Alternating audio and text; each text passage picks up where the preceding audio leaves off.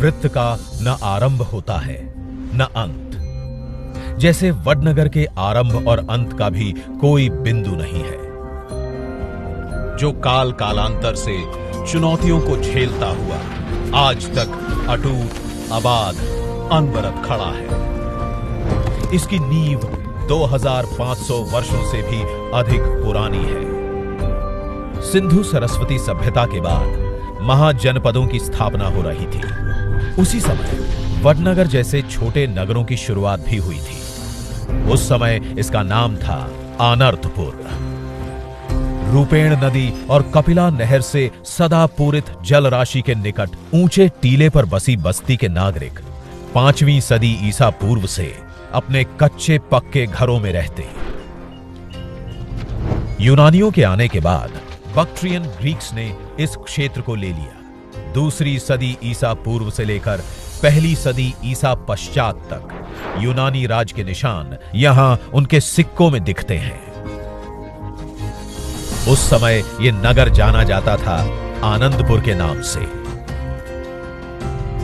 शक संवत यानी प्रथम सदी में क्षत्रप और सातवाहन वंश के बीच इस क्षेत्र के अधिकार को लेकर काफी खींचतान चली। तब यहां पक्की ईंटों का परकोटा पुरानी प्राचीर के ठीक ऊपर बनाया गया और नगर परकोटे की जगह तक बरकरार रही, जिसे प्लम्ब लाइन कहते हैं। 5वीं सदी में क्षत्रप वंश का पतन होने लगा और गुप्त वंश का उदय। फिर 8वीं से 10वीं सदी में गुजरात राष्ट्रकूट, प्रतिहार और चावड़ा शासकों के हाथ चला गया। अब मजबूत सड़कें और विस्तृत परकोटा आनर्तपुर नगर में दिखने लगे। जल व्यवस्थापन के नए इंतजाम होने लगे। 10वीं सदी में गुजरात की बागडोर सोलंकी वंश के चालुक्य शासकों ने संभाली। अब वडनगर को एक और नाम मिला, विप्रपुर। तरह तरह के कारखाने इस काल की विशेषता थे। एक साथ मिली धातु पिघलाने ढालने की 8 भट्टियां इसका प्रमाण है। इसी कालखंड में शर्मिष्ठा झील पर घाट, वाव, कुएं, तालाब बनाकर जल व्यवस्था को और सुडौल किया गया और बना कीर्ति तोरण, जो आधुनिक वडनगर की पहचान और शान है। मध्य युग में यहां पर सुल्तानों और मुगलों का शासन रहा।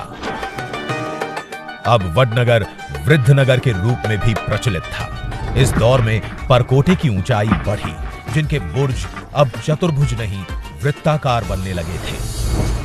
मुगलों के पतन और मराठा राज के उत्थान के साथ पुणे के पेशवाओं ने गुजरात पर सन 1726 में प्रभाव जमाया। 19वीं सदी से वडनगर में बदलते हुए दौर के निशान साफ दिखाई देने लगे।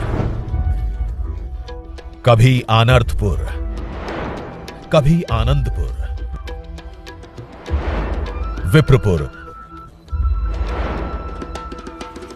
वृद्धनगर और फिर वडनगर के नाम से जाने जाने वाली इस नगर की पुरातनता आज आधुनिकता से साक्षात्कार कर रही है। तो आइए दुनिया को भी साक्षात्कार कराते हैं वडनगर की इस भव्य विरासत से। स्वागत है आपका अनंत अनादि वडनगर म्यूजियम में। भारत का सबसे विशाल आर्कियोलॉजी एक्सपीरियंशियल म्यूजियम, वो भी जीवंत एक्सकेवेशन साइट के साथ। अलग अलग थीमेटिक गैलरीज में बटा है ये म्यूजियम, जो आपको इतिहास के अलग अलग कालखंडों में ले जाएगा।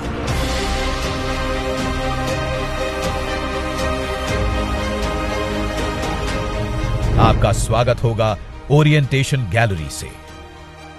सिटी गैलरी में आप देखेंगे वडनगर शहर का उद्गम और विकास कैसे हुआ। बिलीफ गैलरी में आप देखेंगे कैसे कैसे और कब कब वडनगर अनादिकाल से जैन, हिंदू, बौद्ध आस्थाओं का केंद्र बना।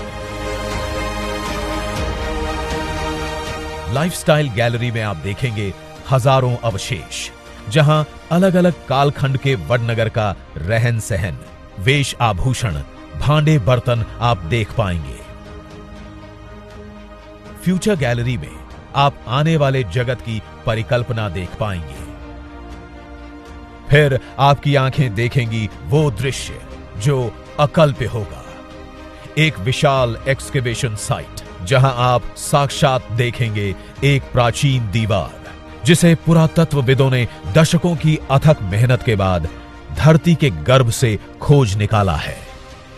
इस दीवार का निर्माण कई कालखंडों की कहानी कहता है। हम देख सकते हैं कि पहले सबसे गहरी परत में मिट्टी की भित्ति है। उसके ऊपर अलग अलग कालखंडों में पकाए गए ईंटों की दीवारें मिलती हैं।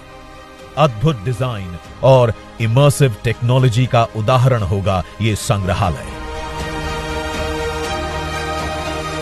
पुरातत्व शास्त्र को भी सैल्यूट करने का मन करेगा आपको यहां आकर। हर कोना आपको भारतीय संस्कृति के और निकट ले जाएगा। इतिहास का हर टुकड़ा आपको आपकी जड़ों से जोड़ेगा और नई पीढ़ी को प्रेरित करता रहेगा। अनंत अनादि वडनगर म्यूजियम।